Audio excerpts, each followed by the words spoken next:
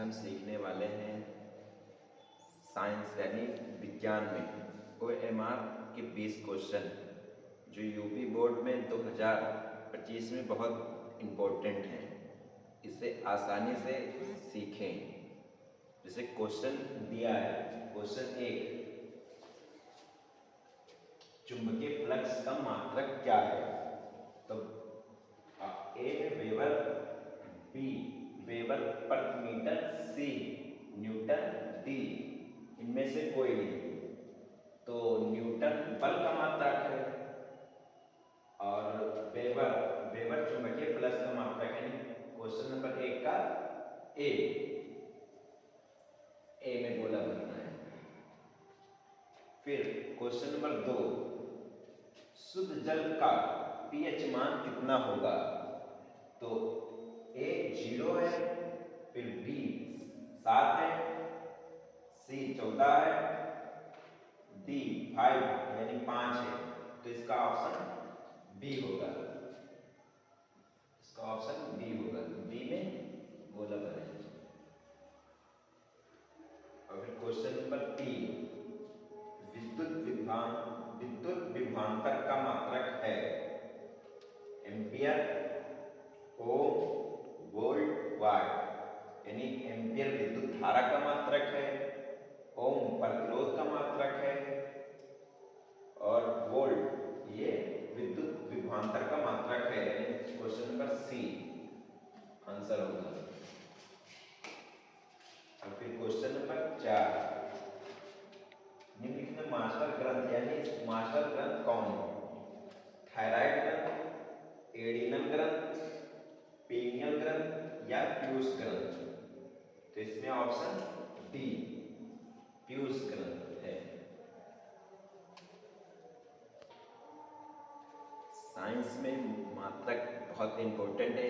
इसे सारे मात्रक को आप आसानी से तरीके से याद करें और जो मेन टॉपिक है उसे भी अच्छे से याद करें। क्वेश्चन नंबर 6, लोहे पर जंग लगना किस प्रकार की क्रिया है? नंबर 1 यानी ए ऑक्सीकरण, बी अपचयन या सी ए और बी दोनों या डी इनमें से कोई नहीं। तो लोहे पर जंग लगना ऑक्सीकरण अभिक्रिया है, यानी क्वेश्चन इसका आंसर ए होगा। क्वेश्चन नंबर 6 के ए। उसके बाद क्वेश्चन नंबर 7, शुद्ध जल का pH मान क्या होगा?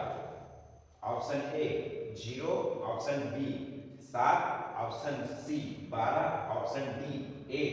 तो इसका ऑप्शन बी होगा, यानी क्वेश्चन 7 के बी पर गोला भरना है।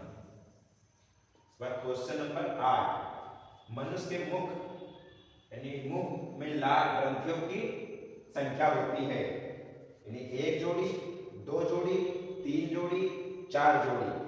तो मनुष्य के मुख में लाल ग्रंथियां 3 जोड़ी होती है, यानी ऑप्शन सी होगा। क्वेश्चन नंबर 8 का ऑप्शन सी होगा। क्वेश्चन नंबर 9, यूरेनियम है क्षार, अधातु, स्थायी तत्व, अंतःसंक्रमण तत्व। यानी यूरेनियम क्या है? तो यूरेनियम अंतःसंक्रमण तत्व है, यानी क्वेश्चन नंबर 9 के डी होगा। उसके बाद क्वेश्चन नंबर 10, मेंडल ने आनुवंशिकता का प्रयोग किस पौधे पर किया? यानी मेंडल जो वैज्ञानिक थे वो आनुवंशिकता का प्रयोग किस पेड़ पर किया है?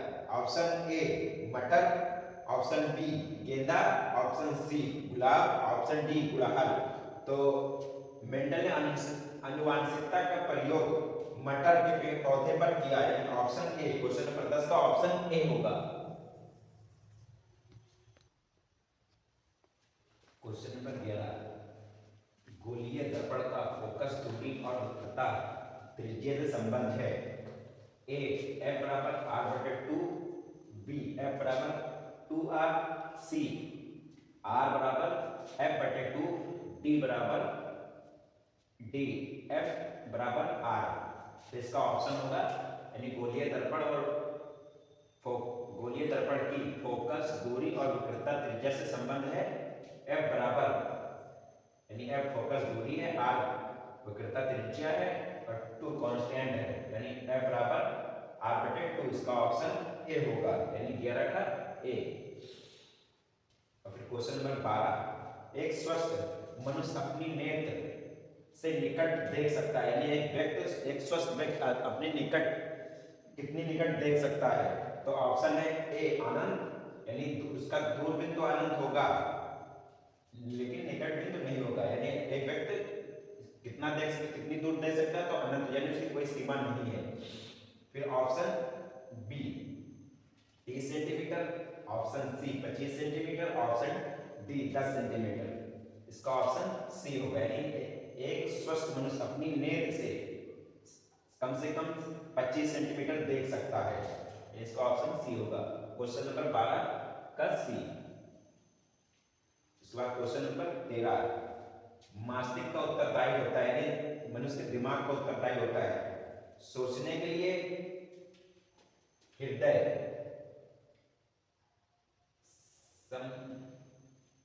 संपादन के लिए, यानी हृदय के पूरा कार्य करने के लिए, शरीर को संतुलित के लिए, यानी जो पूरे शरीर को संतुलित के लिए, और ऑप्शन नंबर डी सभी के लिए, यानी मस्तिष्क उत्तरदायी होता है सोचने के लिए, हृदय संपादन के लिए, शरीर को संतुलित के लिए, यानी इसका ऑप्शन डी होगा, यानी सभी के लिए होता है, मस्तिष्क सभी के लिए उत्तरदायी होता है।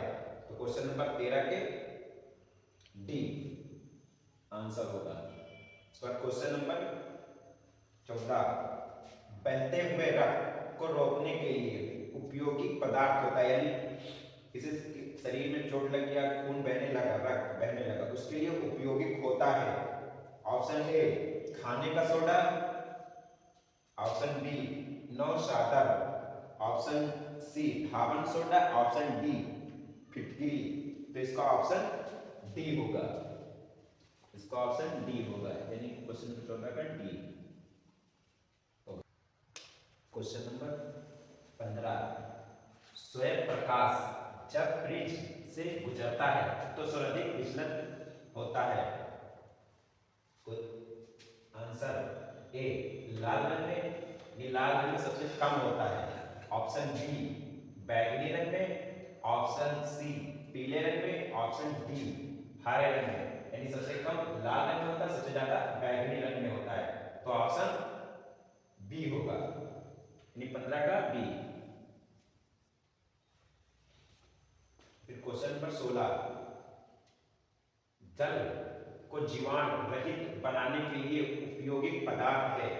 ऑप्शन ए धावन soda, option B baking soda, option C फिटकरी, ऑप्शन डी व्यंजन चूर्ण। यानी इसका ऑप्शन डी होगा, व्यंजन चूर्ण। यानी जल को जीवाणु रहित बनाने के लिए उपयोगी पदार्थ व्यंजन चूर्ण होगा, यानी क्वेश्चन नंबर 16 का बी। 16 का डी होगा, बी में डी होगा। क्वेश्चन नंबर 17, निम्नलिखित में से कौन सी धातु जल के साथ समान ताप पर क्रिया करती है? यानी Cu copper, question number B Na यानी sodium, option C aluminium, option D magnesium. इसका ऑप्शन होगा सोडियम Na, यानी क्वेश्चन नंबर 17 का सी। क्वेश्चन नंबर 18, विद्युत धारा का एसआई मात्रक है, यानी विद्युत चैप्टर से मात्रक बहुत इंपॉर्टेंट है, यानी सारी मात्रा आप याद करिए। विद्युत धारा का एसआई मात्रक है एम्पियर, कूलम, जूल, यानी विद्युत धारा का एसआई मात्रक एम्पियर है। क्वेश्चन नंबर 18 का ए होगा। क्वेश्चन नंबर 19, प्रतिरोध का मात्रक है ए ओम, बी वोल्ट, सी न्यूटन, डी सभी। तो इसमें प्रतिरोध का मात्रक ओम है, यानी ऑप्शन 19 का ए, 19 का ए होगा।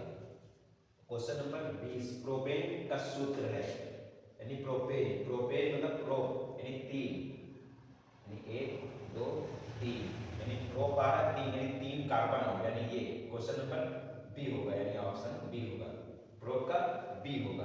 क्वेश्चन नंबर 20 का बी होगा। यानी इसका संरचना सूत्र देखें, जैसे मैथ है तो मैथ यानी मैथ, इस तरह मैथ होगा और मैथ है उसके साथ सिंगल बॉन्ड है, यानी सिंगल बॉन्ड तो इसके साथ एन लगेगा, एन मेथेन, फिर एथेन, प्रोपेन यानी 3 कार्बन प्रोपेन, 4 कार्बन ब्यूटेन, 5 यानी मेथेन, 3 कार्बन होगा तो प्रोपेन, ब्यूटेन, 5 कार्बन होगा तो पेंटेन, यानी और सिंगल बॉन्ड यानी जो संरचना जो बन रही है सिंगल बॉन्ड है, डबल बॉन्ड में सिंगल बॉन्ड में एन होगा। उसके बाद 6 कार्बन होगा तो हेक्सेन, 7 कार्बन होगा हेप्टेन, 8 कार्बन होगा ऑक्टेन, 9 कार्बन होगा नॉनटेन, डेकेन, 10 कार्बन होगा। यानी इसका संरचना सूत्र 3 कार्बन यानी 3 कार्बन,